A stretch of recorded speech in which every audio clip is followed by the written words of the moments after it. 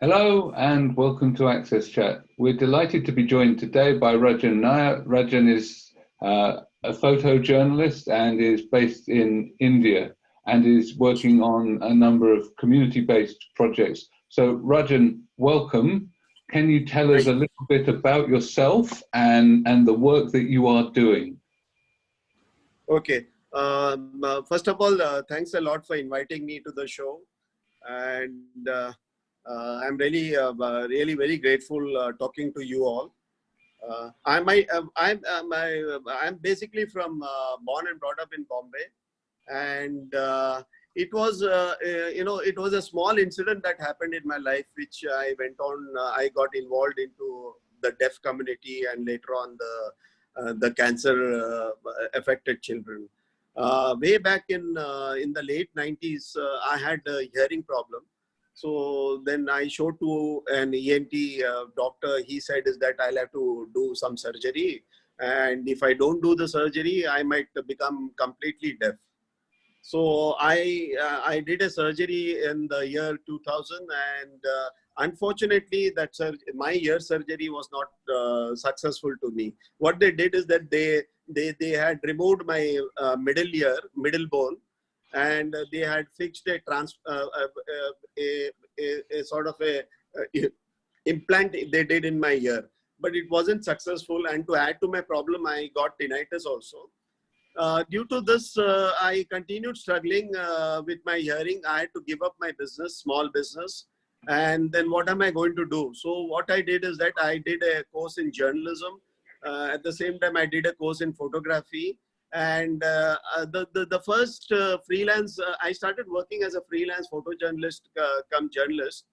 And the first breakthrough I got was Guardian UK. I started contributing articles to them for around about a year or two. At the same time, I started doing a lot of street photographies and posting it in the social media. So I started getting more recognition in my photography. So here is a guy who didn't have any inclination towards photography when I was in school or college. And all of a sudden, I find myself into the world of photography and people recognizing me about my photography and all. So what could be the reason? Is it so that due to my loss of hearing from my right ear and utilization of my eye and hand more in seeing things had led me to become a good photographer? So perhaps that was the answer which I got it. So I felt I should share my photography skill to the deaf community, because I believe is that they are dependent on their eye and their hand for communication. So I felt is that photography is all about coordination between eye and hand. So they could become a good photographer. I started taking free photography lessons during Saturdays, visiting around about 10 kilometers away from my home, carrying load of cameras on my back. Looking at my work, I got some 9 to 10 cameras donated by a few friends who came together in Sydney.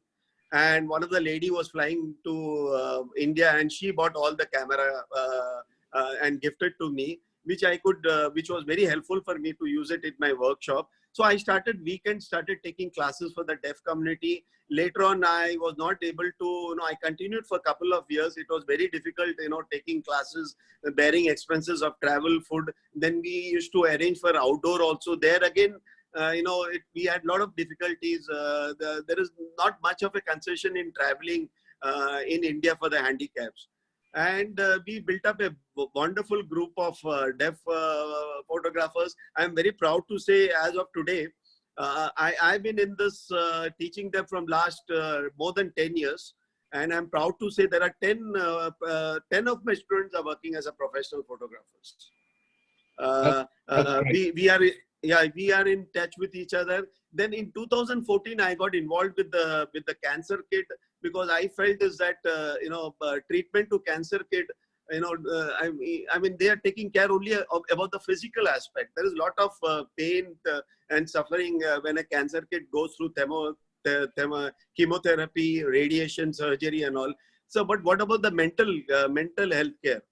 So I felt if you give them something, something, involve them in some sort of a creativity, it's going to make them happy, a better frame of mind. Maybe it can help them battle the cancer as well. Or they can help them battle the cancer also in a better way. So I continued with in 2014, I added the cancer children into my group. Then thereafter, I got invited in different part of India. I went to Faridabad, I went to Goa, and in different places, I did photo workshop. In 2016, I was given an award by the government for my work. And then later on, I was selected as one of the Mumbai heroes also in 2016. So, and lately during the lockdown period, what I did is that most of the children were very scary about, COVID. My interaction with my students is not like a sir and a teacher, like a sir and a student relationship. I am more of a mentor as a guide, but more of a friend to them. So even I try to get them involved in their joys, in their happiness, in their sufferings also. I listen to their problem. I come out with some solution to them. So that kind of a relation which I have got it. And I felt is that this lockdown was having a very serious mental effect on the children, especially the cancer kids. So I told them to get involved in the creativity, whether it is drawing or whether it is sketching also. They can't go out, so not much of a photography. So I started a group in Instagram, separate account for the cancer kid known as Cancer Art Project. And for the deaf, I started Enable Photography. Should I continue? Right. Yeah. So I think Debra has a question. No. No, you don't. Sorry. But I will ask a question. I really appreciate you took this opportunity. Your life, life gave you a sort of lemons, and you lemonade with it. And through your own experience of losing hearing, you use that to help others. And so yes. And so are you focusing on children, adults, or a combination of, people? Yeah. I mean, see, bulk of my students, all people. Yeah. Have you completed? Can I answer? Yeah. Yes, see, I apologize. Yes. Yeah, I started, teaching in the school when the students were quite small, around about 14, 15, 15 years. Now those students have become adult. So since we are continuing with the relationship. Whereas in case of cancer children, I teach photography in one of the premier cancer hospital in India, that is Tata Memorial Hospital. Okay, so I'm allowed to take photography every alternate week in the pediatric ward. So the most of them are kids, not adult. But in some cases, what I help their fathers also in becoming a photographer. The cancer children's father also. So, but bulk of most of the students in cancer group are children, whereas in the among the deaf group, most of them are above 18, but not about 22 or 23. So do you when you say you're taking photos, you're taking photos in the pediatric ward, are you taking photos of the individuals? I mean, I haven't seen the photos. So how do you decide what photos to take? Yeah, basically my classes, when I take my class, basically I teach them what is the operational part, what are the main features of a camera, the basic photography I teach them. See, my challenge when I'm taking classes with the children is to see that they get involved they give attention to me, they get involved. It is very difficult to grab the attention of the small kids. Right. Yeah. And you have to more entertain the small kids. Yeah. Right. I have to, I have to come to their level myself acting as a kid, and try to gel with them, try to keep their attention alive, try to motivate them, try to give a pep talk.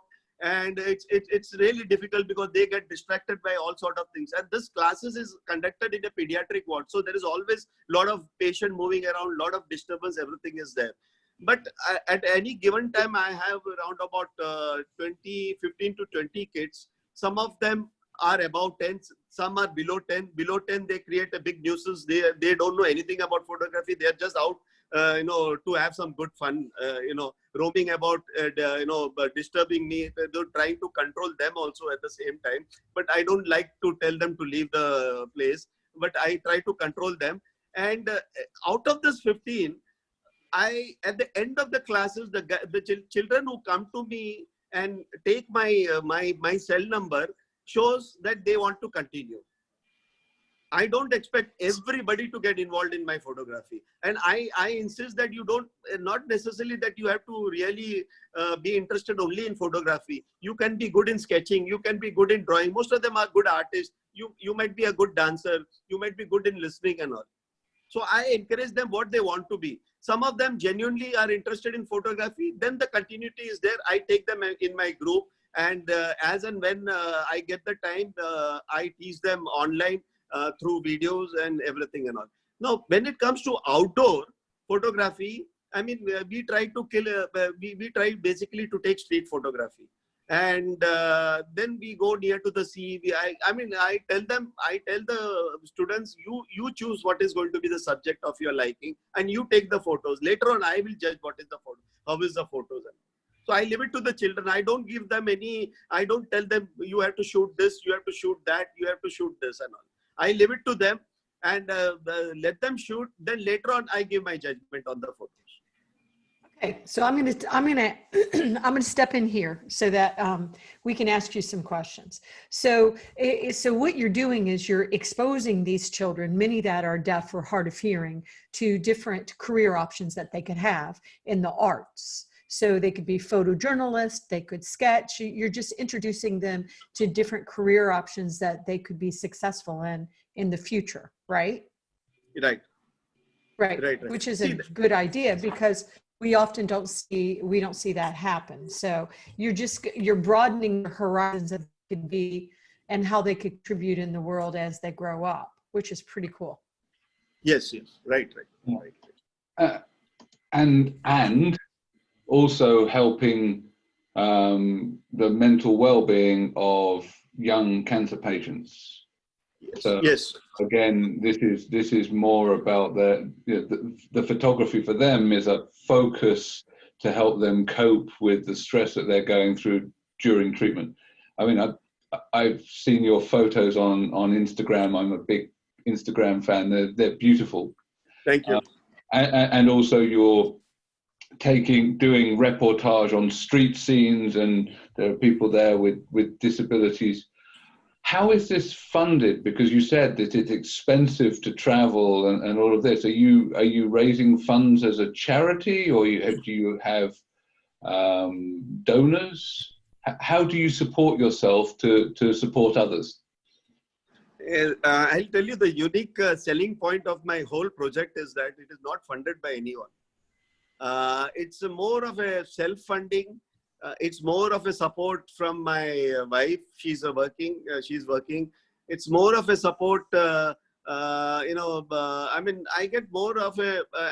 Funding is a major problem. No doubt about it. But then I am not charging anything from for my classes. It is totally free. I can't think about charging anything from the deaf or from the children also. I was funded twice. Somebody else took an initiative, crowdfunding they did. I got twice. In my 11 years, I got a certain amount from 2 efforts of crowdfunding. I bought some few cameras and all. Some I kept it for my travel expenses, my outdoor expenses and all. Other than that, earlier I used to get writing assignment. Then that money was coming. But lately, the writing assignment is not there, not very much there. So the funding is basically my own money. Okay. Yeah. I mean, I'm not started an NGO. I did think about starting an NGO, but then I felt is that I didn't own a place. I don't have a place. I'm a small guy. it's a one-man show. So I did make an effort to get some places, but I couldn't get.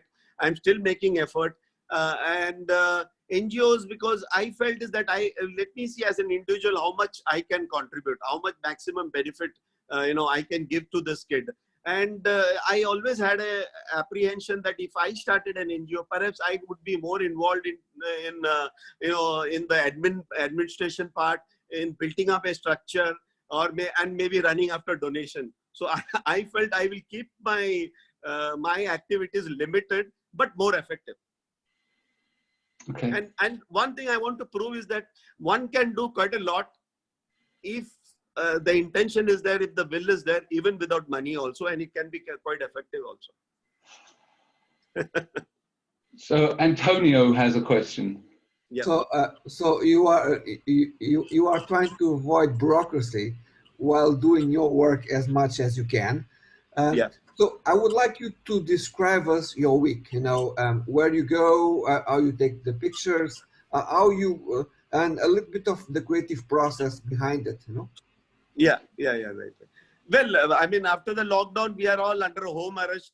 So, I mean, the only connection which I have with my student is through WhatsApp, through video calls. They keep on every day. I get lot of sketching, drawing, photos from my cancer kid, then from my deaf student. So almost half the day, during the lockdown period, it is like in the morning, I will make some selections of the photos, what has to be posted. I have a long list of waiting list of photos to be posted. Then I have to post it in enable photography, which is for the deaf and disabled. Then thereafter, then I will have to take the photos of the cancer children. Then I'll have to open cancer art project in Instagram, feed in my password. These are all time consuming process. Then again I have to post in cancer art. Then I'll have to post it, share it with Facebook. Then I have a Twitter account where again I have to disconnect my personal account, get into cancer art project, post their photos. Half the day is gone in that. Then later on in the afternoon, I'll be chatting with some of the kids about what they intend to send tomorrow, exchanging of ideas, what subject they have to choose, everything and all. So almost the whole day is gone. Before lockdown, it was like once in a week I have to go to the hospital and take my photo classes, and then we can't afford to go have every day go out go for outdoor. Arranging for an outdoor program is not a easy thing. I'll have to take the permission from the kids' parents. Then I have to see how many kids are willing to come. Logistic planning have to be done, everything and all. Maybe two times in a month we go out. Okay. Yeah. And I'm interested because you've created you've got at least 10 people working as professional, 10 people working that you've trained that are now professional photographers. Yes. Do they help feed back into the community as well? Is that something that you might? Yeah. All this deaf photographers are part of my group, which I interact almost on a daily basis with them, and some of them are working in a photo agency. They are working in a photo agency. Some of them have started as a professional photographers. They do small assignment like parties. Some of them are working under as an assistant to the main photographer, wedding photographers and all. So but at the same time we are in touch with each other. The photos which they share is the photos which they take personally. They like a good landscape, a passing cloud, or maybe street photographies and all. They send it to me and I do the posting. They have their own individual account also. At the same time, they post it in their individual account and they share it with me. So I do posting in enable photography. So the basic idea is to give them a large coverage.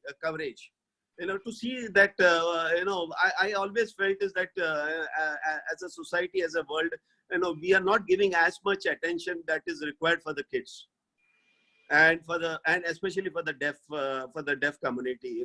What I'm trying for the deaf community is to see that, right now I believe there is two world. One is a deaf community world and one is the mainstream world. I try to bring it both together. I think as long as the deaf don't come into the mainstream, it is not going to help them much.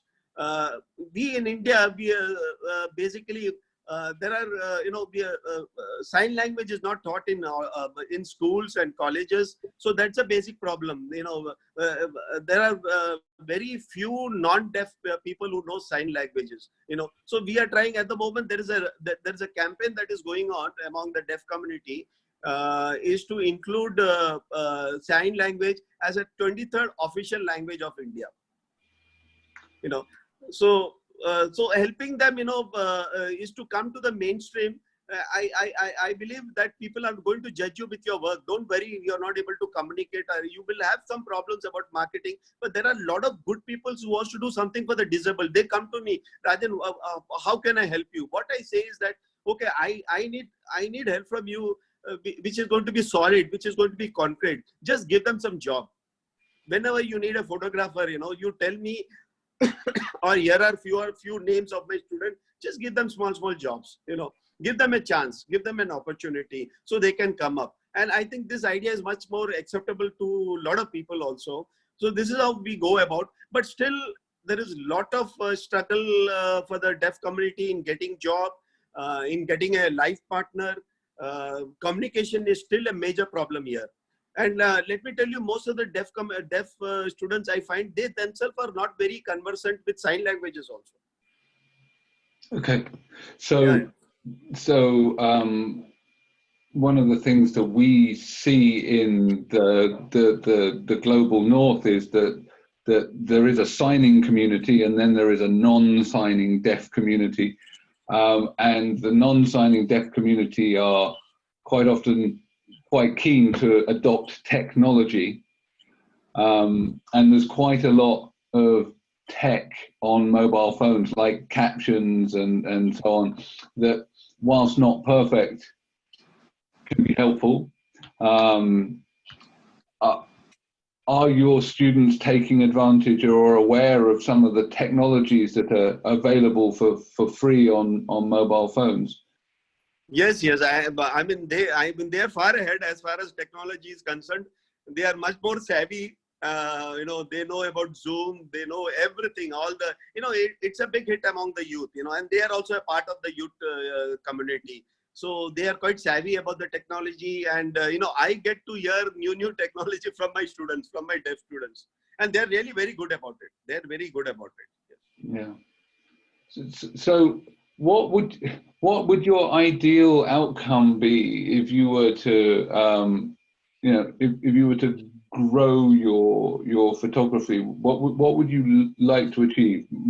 Finding a path into employment for people, funding to teach more classes, or to expand?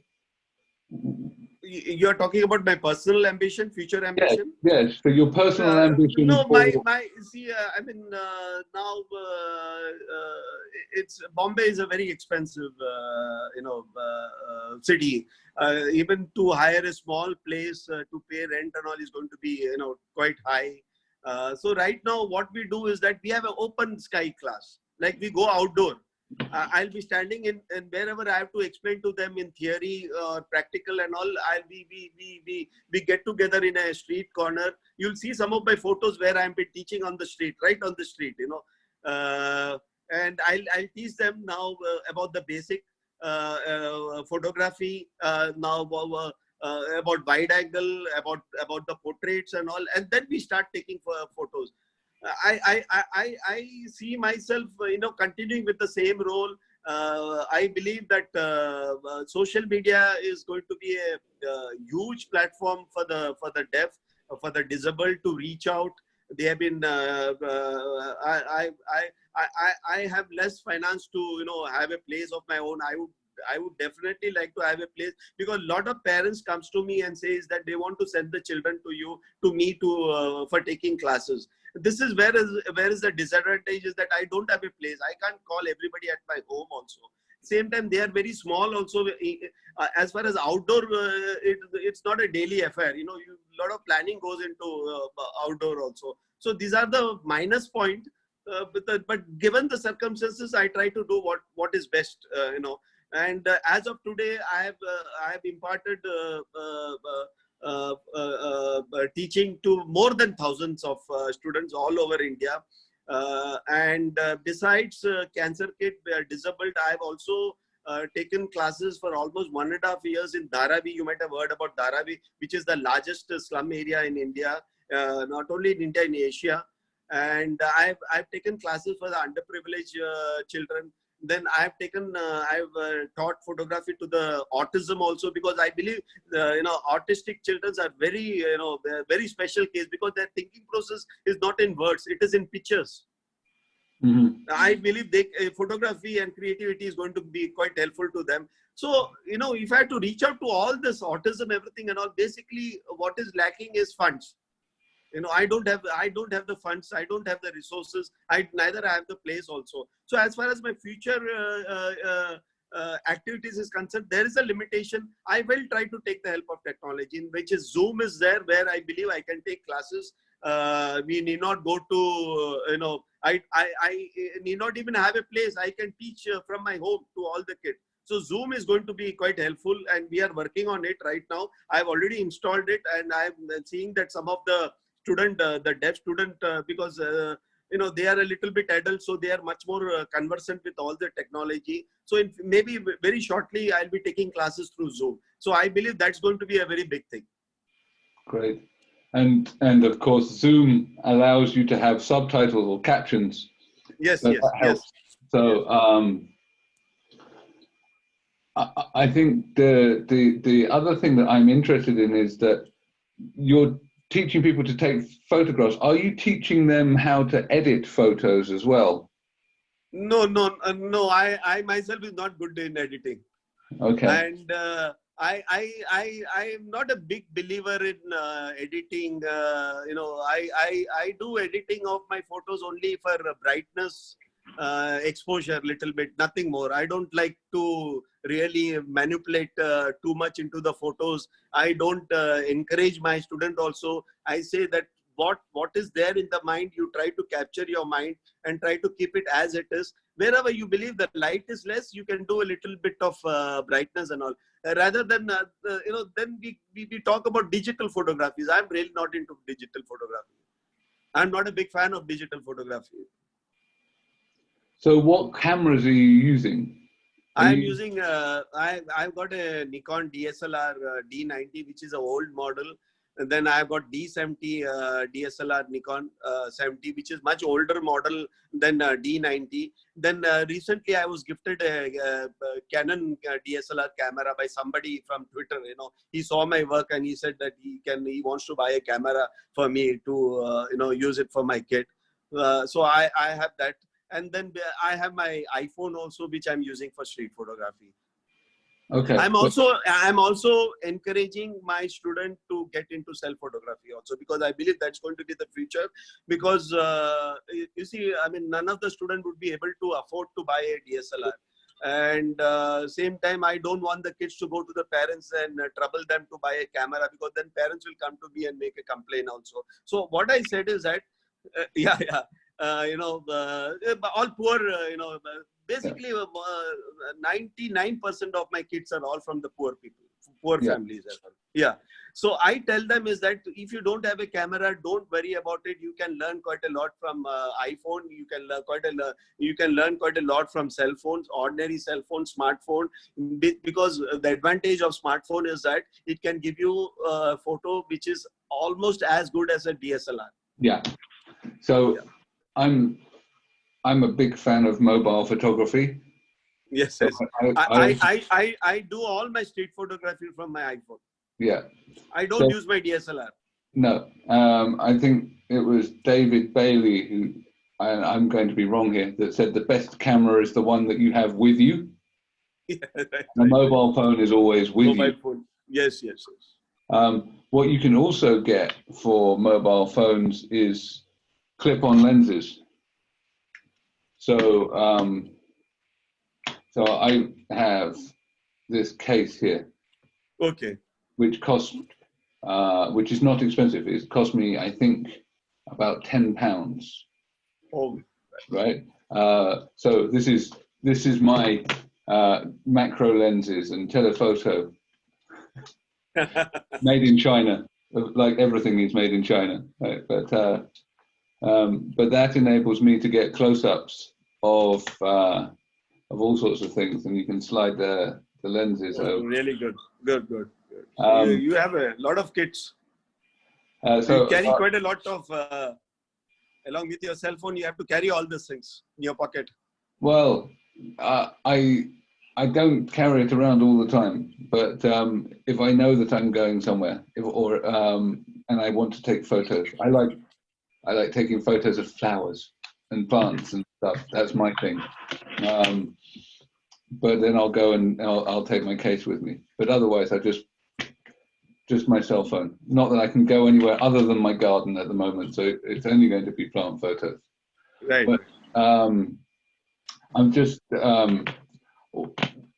wanted to connect you to another former Access Chat guest, which is Felipe from NOS Why Not, because he's set up an agency for photographers with disabilities, which I think I have made the connection, but I think that he's actively marketing the photos from his agency, and maybe there's an opportunity for your students to be able to make money and be self-supporting through agencies like that.